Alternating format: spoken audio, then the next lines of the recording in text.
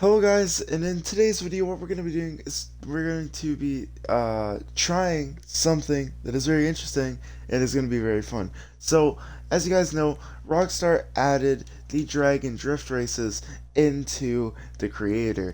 And with that, within the drag races, I want to try something. And basically, I thought the drag races was going to be like in the certain class of cars that you normally have in those races. Well, it is actually available to every car, including the drift tuning, which is kind of crazy. Um, and there's also the expand, which is very interesting. So I believe that's for each individual class. Yes, so that's kind of cool. You can also take out cars uh, in these classes to get the exact cars that you want.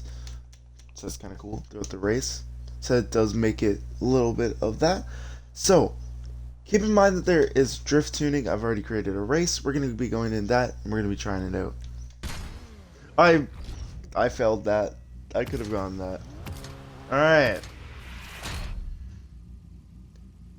So now, as you guys can see, drift tuning works with the gear shifts. This is so crazy. Reverse is manual though, which is very odd. But let's go to a spot and let's try this out.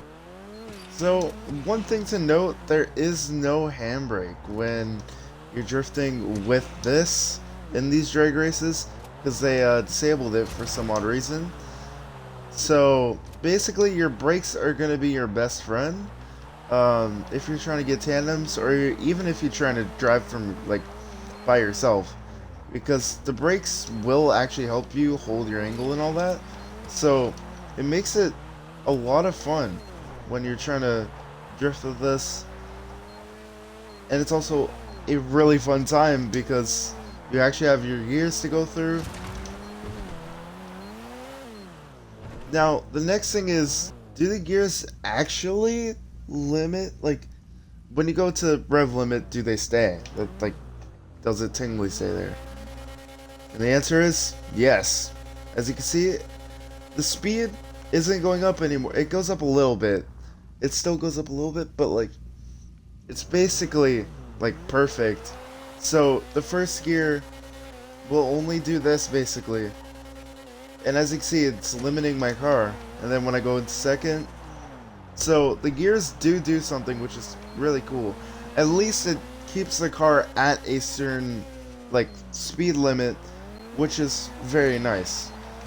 Obviously, it's probably not like the best thing, but it still really works, which is crazy, and it's still a lot of fun to get.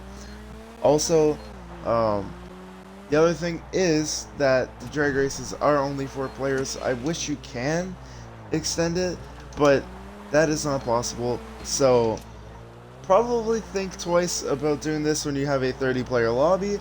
As my car, let me get some rock started as well. As my car, today we got the E30 wide body, or the Sentinel Classic wide body in game. This thing is so cool looking, and honestly, this car is still a lot of fun with the drift tuning. I don't have a lot of practice with this car, just because I really prefer the Cypher in this update. That has been my go-to car, but this car is also still so much fun to drift.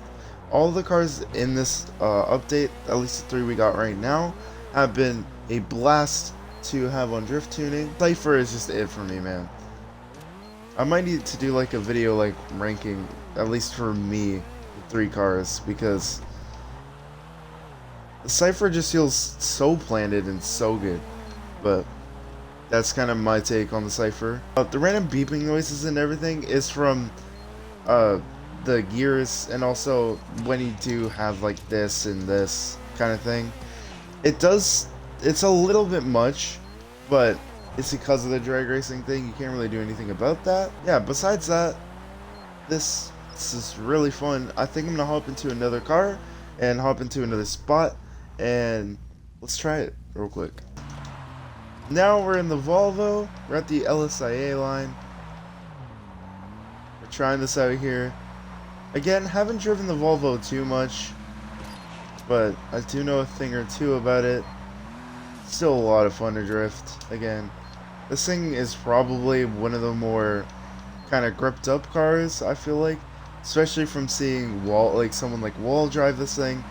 He's absolutely crazy in this car. Still a lot of fun to drive. Woo! Under the plane is sick. With these gears as well, it's a lot of fun. Ooh, we got some angle in that one. Chilling. Not as much brake here though, which is nice. Yep. Under the wing. It was crazy. Oh, downshift. Go. Describe this right now as like Unbound, because the perfect shifts just feel like I'm using nitrous in that game, but they're like a little better because they don't take you out of drift or anything. It's super fun just going like this and getting that slight boost and that slight speed difference, because that's what is really keeping this car alive as well, which is still a lot of fun. This does feel like a demo, but it is still a lot of fun. These cars feel really good with these manual transmissions. There we go, not transitions, transmissions.